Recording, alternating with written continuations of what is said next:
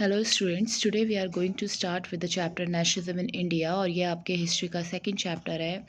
और बेटा ये चैप्टर आपने 8th क्लास में थोड़ा सा किया हुआ है और यहाँ पे आपका या 10th क्लास में टोटली एलोबोरेट करके चैप्टर दिया हुआ है। तो बेसिकली अगर हम नेशनलिज्म इन इंडिया का फर्स्ट पेज देखते हैं तो यहाँ पे बताया गया है कि कैसे इंडिया में हमारी जो डिफरेंट हमारा इंडिया कॉलोनी बना डिफरेंट डिफरेंट कंट्रीज़ का। और हमें पता है इंडिया पे जो कंट्रीज़ आई थी वो पीडीएफ फॉर्म में आई थी। पीडीएफ इट मींस पहले पोर्टुगीज़ आए थे, डी फॉर डच आए थे, फ्रेंच एफ फॉर फ्रेंच आए थे एंड सबसे लास्ट में हमारे ब्रिटिशर्स आए थे and we were colonised by britishers almost 200 years. यहाँ पे अगर हम अपनी प्रीवियस बुक्स की बात करें, प्रीवियस क्लासेस की बात करें तो हमने ऑलरेडी अपने नेशनलिज्म के बारे में पढ़ा हुआ है। और इस पूरे चैप्टर में हम 1920 से ले करके टिल 1947 तक की नेशनलिज्म को पढ़ेंगे, जिसमें हम non cooperation, civil disobedience movement सबको हम बहुत प्रॉपर तरीके से एक्सप्लोर करेंगे। राइट, हमारा जो सबसे इम्पोर्टेंट टॉपिक आता है वो आता है फर्स्ट वर्ल्ड वॉर का इम्पैक्ट। राइट, अब फर्स्ट वर्ल्ड वॉर के इम्पैक्ट की अगर हम बात करते हैं, और ये टॉपिक अपने आप में बहुत ज़्यादा इम्पॉर्टेंट है। फर्स्ट वर्ल्ड वॉर का इंडियन इकोनॉमी पे क्या इम्पैक्ट पड़ा, चाहे वो फर्स्ट वर्ल्ड वॉर हो, उसके बाद हम खिलाफत पढ़ेंगे, फिर नॉन कॉपरेशन बनेंगे। अब ये जो हमारा ये वाला पैराग्राफ है कि first of all the war created a new economic and the political situation, it led to the huge increase in defence expenditure which was financed by war loans and increasing taxes. अब देखो सबसे बड़ा impact क्या था कि हमारे यहाँ पे डिफेंस एक्सपेंडिचर्स में इंक्रीज़ हुआ। अब डिफेंस एक्सपेंडिचर क्या, हमें पता है कि उस वक्त India directly first world war में पार्टिसिपेट नहीं किया था इंडिया ने, बल्कि हम कॉलोनाइज थे ब्रिटिशर्स के द्वारा। तो ब्रिटिशर्स ने इसमें पार्टिसिपेट किया था और इंडिया ने उसको असिस्ट किया था, हमारे सोल्जर्स वहाँ पे गए थे। अब जब भी कोई कंट्री किसी भी वॉर में इंडल्ज होती है तो भाई उसका पैसा तो जाता है ना, बहुत सारे गन्स खरीदने हैं, राइफल्स खरीदनी है, कैनन्स खरीदने हैं, तो डिफेंस एक्सपेंडिचर्स बढ़ जाते हैं। अब जब डिफेंस एक्सपेंडिचर्स बढ़ेंगे तो कंट्री लोन लेगी तो भाई पैसा कहाँ से आएगा। ब्रिटिशर्स ने क्या किया, हमारे ऊपर टैक्सेस को इंक्रीज़ कर दिया, कस्टम ड्यूटीज़ बढ़ी। ठीक है, अब जब इनकम टैक्स इंक्रीज़ होगा तो हमारे कंट्री के जो लोग, जो इनके दो प्रॉपर वक्त की रोटी नहीं मिलती थी, वो टैक्सेस कैसे पे कर पाते। तो भाई बहुत ज़्यादा एगिटेट हो गए थे हमारे लोग। तो टैक्सेस वर इंक्रीज्ड, ये बोल सकते हैं पहला पॉइंट। डिफेंस एक्सपेंडिचर्स हमारे इंक्रीज़ हुए थे, ये भी आप पॉइंट बोल सकते हैं। उसके बाद अब जब इतनी सारी चीज़ें हो रही थी तो वॉर के बिटवीन जो प्राइजेस थे गुड्स के वो डबल हो गए थे। राइट, जैसे कोई चीज़ अगर 2 रुपए की मिल रही थी अब वो 4 रुपए की मिलने लगी। तो बेसिकली ये जो पीरियड था वो एक्सट्रीम हार्डशिप था, बहुत कठिनाई का दौर था कॉमन पीपल के लिए। और तो और आगे क्या किया गया, वॉर नीड्स को पूरा करने के लिए, सोल्जर्स की सप्लाई पूरी करने के लिए विलेजेस से फोर्स रिक्रूटमेंट किया जाने लगा। फोर्स रिक्रूटमेंट इट मीन्स, हमने एक शब्द पढ़ा था नेशनलिज्म इन यूरोप में, the word conscription. Conscription means force recruitment. तो विलेजेस में सोल्जर्स का फोर्स रिक्रूटमेंट किया जाने लगा, जिससे कि लोग बहुत ज़्यादा एगिटेट हो गए, एंगर हो गए। राइट, तो अब हमारा अगला पॉइंट आता है कि भाई हमारे जो क्रॉप्स थे वो फेल होने लगे। अब क्रॉप्स फेल होंगे क्योंकि उस वक्त हेल पड़ गया, ओले वोले पड़ गए, जिसकी वजह से क्रॉप फेल हो गया तो शॉर्टेज ऑफ फूड हो गई। अब शॉर्टेज ऑफ फूड हो गई तो रही कसर, जैसे बोलते हैं ना, बैक टू बैक इंडिया में प्रॉब्लम हो रही थी। अब क्या होगा, अब ये होगा इन्फ्लुएंजा जैसी एपिडेमिक फैलेगी। Epidemic it means through out the country influenza फैल गया, प्लेग फैल गया, जिससे हज़ारों लोगों की संख्या में लोग मरने लगे।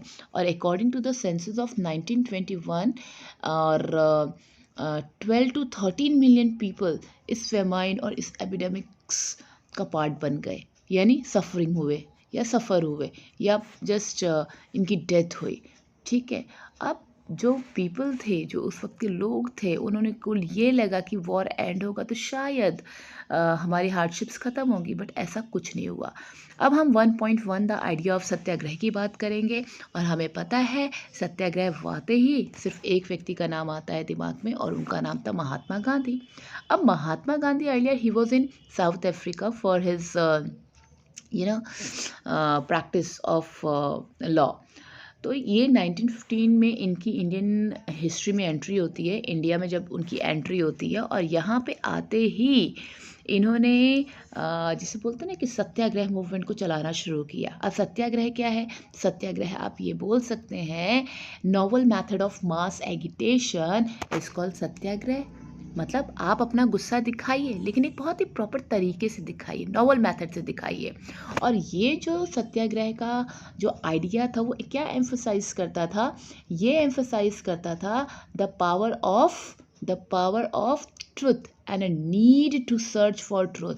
इट मीन्स ये एम्फसाइज करता था कि भाई पावर ऑफ ट्रुथ, और हमें सच्चाई की खोज की ज़रूरत है। सत्याग्रह बेसिकली इस चीज़ पे बेस्ड था। अच्छा, इनका ये कहना था सत्याग्रह पे, ये चीज़ सजेस्ट करता था कि अगर कारण सही है सच का, तो जो स्ट्रगल होगा अगेंस्ट इनजस्टिस, वहाँ पे फिजिकल फोर्स की ज़रूरत नहीं है उस ऑप्रेसर से लड़ने के लिए, राइट? मतलब आपका सच, कारण सच, जो सच हो है जिसकी वजह से आप लड़ रहे हैं, वो सच्चा होना चाहिए। तो जो भी आपकी फिजिकल फोर्सेस हैं, आपको लाठी चलाना है, बंदूक मारना है, उसकी ज़रूरत नहीं पड़ेगी। और ऑटोमेटिकली ये जो चीज़ें हैं ऑप्रेसर के अगेंस्ट, जिसने ऊपर आपके ऊपर अत्याचार किया है, उसके अगेंस्ट चीज़ें जो स्ट्रगल हम करेंगे वो बहुत प्रॉपर तरीके से जाएगा। ठीक है। अच्छा, आपको वहाँ पे एग्रेसिव होने की ज़रूरत नहीं है। सत्याग्रही अपने आप से बैटल को जीत जाएगा with the help of non violence. अच्छा, अब आगे हम क्या पढ़ेंगे? हम ये पढ़ेंगे कि जितने भी ऑपरेसर्स थे उनको कहीं ना कहीं सच्चाई माननी पड़ती थी। इंस्टेड ऑफ फोर्स्ड, इन लोगों को without the use of any violence, जो सत्याग्रही थे वो अपनी बात मनवाते थे। और हम ये बोल सकते हैं महात्मा गांधी अपने इसी धर्म ऑफ नॉन वायलेंस में बिलीव करते थे, और सभी इंडियंस को यूनाइट किया इन्होंने इसी वजह से। अच्छा, यहाँ पे हम गांधी जी के 3 सत्याग्रह पढ़ेंगे बेटा। ये तीनों सत्याग्रह अपने आप में बहुत इंपॉर्टेंट है। डेट्स क्या आएंगी?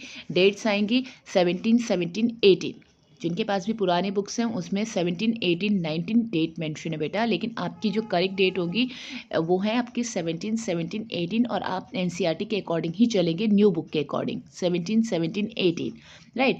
चंपारण 17, ठीक है, खेड़ा 17, और हमारा आता है अहमदाबाद 18। ठीक है, चंपारण इंडिगो प्लांटेशन के लिए हुआ था। ठीक है, खेड़ा बेसिकली यहाँ पे रेवेन्यू सिस्टम को कम करने के लिए या ख़त्म करने के लिए सत्याग्रह हुआ था। और 18 में जो हमारे अहमदाबाद के मिल वर्कर्स थे, उन्होंने हाई वेजेस की डिमांड किया था। ठीक है, कॉटन मिल वर्कर्स।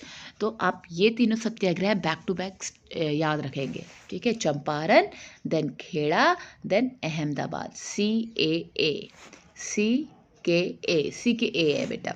ठीक है, CKA। तो पहला, Gandhi ji started his first satyagraha in Champaran. Champaran का है, चंपारण बिहार में भी है, मैप में आपका मार्क रहेगा, और आपने इस चंपारण का नाम लिखना होगा। तो चंपारण में क्या होता था? चंपारण में इंडिगो प्लांटेशन किया जाता था। मतलब ऐसे किसान जिनको पहनने के लिए कपड़ा नहीं है, खाने के लिए खाना नहीं है, और उनसे ये बोला जाता था भाई तुम नील की खेती करो, इंडिगो हमारा नील होता है, नील की खेती करो। अपने आप में कितनी गलत बात है। और नील की खेती जब ये करते थे तो वो ज़मीन बंजर हो जाती थी उस खेती करने से।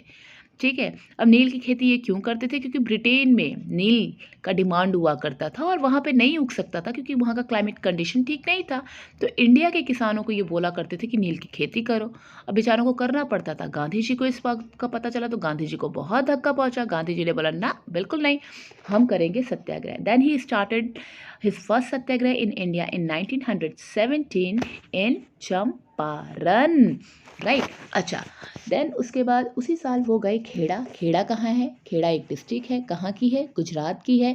एंड गुजरात में क्या हुआ? गुजरात में क्रॉप फेल हो गया था। अब क्रॉप फेल हो गया था, प्लेग एपिडेमिक फैल गया था, तो वहाँ के किसान टैक्सेस या रेवेन्यू नहीं दे पा रहे थे, तो इन लोगों ने बोला कि भाई इस रेवेन्यू में आप कमी करो गांधी जी की मदद से। Then they started the second satyagraha. After that ये लोग 18 में महात्मा गांधी कहाँ पहुँचे? अहमदाबाद, गुजरात में ही है अहमदाबाद। और अहमदाबाद में इन्होंने कॉटन मिल वर्कर्स का हालात देखा तो भाई वो बड़े परेशान थे। उन लोगों को वर्किंग कंडीशन अच्छी नहीं थी, वेजेस कम थे, तो वो अपनी डिमांड्स को पूरा नहीं कर पा रहे थे। Then Gandhi ji started his third satyagraha in Ahmedabad with the help of the cotton mill workers, and they started the demand of high wages कि भाई हमारे wages बढ़ा दो, right? तो आज का जो टॉपिक होगा बेटा वो हम सत्याग्रही तक कंप्लीट करेंगे, और हमारा जो कल का टॉपिक होगा, अगला जो हमारा